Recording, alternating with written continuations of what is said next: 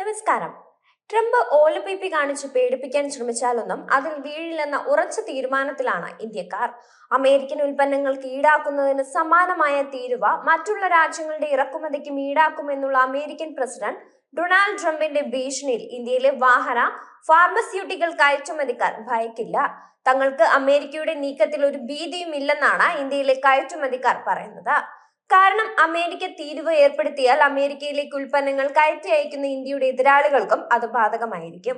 അതുകൊണ്ട് തന്നെ ആഗോള വിപണിയിൽ മത്സരിക്കാനുള്ള ഇന്ത്യൻ കമ്പനികളുടെ കഴിവിനെ അമേരിക്കയുടെ തീരുമാനം ബാധിക്കില്ലെന്നാണ് ഇന്ത്യയിലെ വ്യവസായ മേഖല പറയുന്നത്. ഫാർമസ്യൂട്ടിക്കൽ രംഗത്ത് അമേരിക്കയിലേക്ക് ആവശ്യമായ ആകെ ജനറിക് മരുന്നുകളുടെ 40% ഇന്ത്യയാണ് വിതരണം ചെയ്യുന്നത്.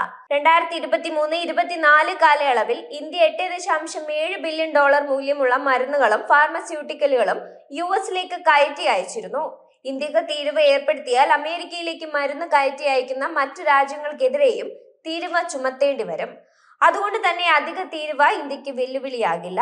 വാഹന ഇറക്കുമതി ചെയ്യുന്നവർക്ക് 25% തീരുവ ഏർപ്പെടുത്തുമെന്നാണ് ട്രംപിന്റെ അടുത്ത ഭീഷണി.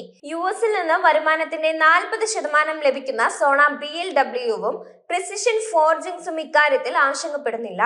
വാഹന ഘടകങ്ങളുടെ ഇറക്കുമതിക്ക് ഇന്ത്യ ഏർപ്പെടുത്തിയിരിക്കുന്ന തീരുവ 7.5% മാത്രമാണ്.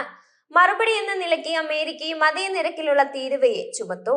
അത് ഇന്ത്യൻ കയറ്റുമതിയെ ബാധിക്കില്ലെന്നാണ് ഈ കമ്പനികൾ പറയുന്നത്. 2023-24 ഇന്ത്യ US-ലേക്ക് $6.69 ബില്യൺ വാഹന ഘടകങ്ങളാണ് കയറ്റുമതി ചെയ്തത്. അതേസമയം $1.6 ബില്യൺ മാത്രമാണ് ഇറക്കുമതി ചെയ്തത്. ഈ പശ്ചാത്തലത്തിൽ ഏറ്റവും മോശം സാഹചര്യത്തിൽ പോലും ഇന്ത്യൻ വാഹന കയറ്റുമതിക്കാർക്ക് വലിയ തിരിച്ചടി ഉണ്ടാകില്ലെന്നാണ് കയറ്റുമതിക്കാർ പറയുന്നത്. US-ന്റെ വ്യാപാര കമ്മി കുറയ്ക്കുന്നതിനും ആഭ്യന്തര ഉൽപാദനം വർദ്ധിപ്പിക്കുന്നതിനും മറ്റു നയലക്ഷ്യങ്ങൾ പൂർത്തീകരിക്കുന്നതിനുമായി കൂടുതൽ ഉൽപ്പന്നങ്ങൾക്ക് തീരുവ പ്രഖ്യാപിക്കുകയായിരുന്നു അമേരിക്കൻ പ്രസിഡന്റ് ഡൊണാൾഡ് ട്രംപ്. കാറുകൾ, ചിപ്പുകൾ, ഫാർമസ്യൂട്ടിക്കൽസ് എന്നിവയ്ക്ക് അടുത്ത മാസത്തിന് മുൻപായി പുതിയ നികുതികൾ നടപ്പിലാക്കാനാണ് നീക്കം. ഇന്ത്യക്ക് തീരുവകളിൽ ഇളവുകൾ ഉണ്ടാകില്ലെന്നും ട്രംപ് വ്യക്തമാക്കിയിരുന്നു. US-ലെ ഉൽപ്പന്നങ്ങൾ ഇന്ത്യയിലും ഇന്ത്യയിൽ നിന്നുള്ള ഉൽപ്പന്നങ്ങൾ US-ലും വിൽക്കുമ്പോഴുള്ള പരസ്പര നികുതി ഒഴിവാക്കാമെന്ന പ്രതീക്ഷയിലായിരുന്നു ഇന്ത്യ. മാർച്ച് 12 മുതൽ മുഴുവൻ സ്റ്റീൽ, അലൂമിനിയം ഉൽപ്പന്നങ്ങളുടെ ഇറക്കുമതികൾക്കും 25% തീരുവ ചുമത്താൻ തുടങ്ങുമെന്ന് ട്രംപ് ഭരണകൂടം പ്രഖ്യാപിച്ചിരുന്നു. ഇതിനു പുറമെയാണ് കാറുകൾ, ചിപ്പുകൾ, തടി, ഫാർമസ്യൂട്ടിക്കൽസ് എന്നിവയ്ക്കും നികുതി വർദ്ധിപ്പിക്കുന്നത്.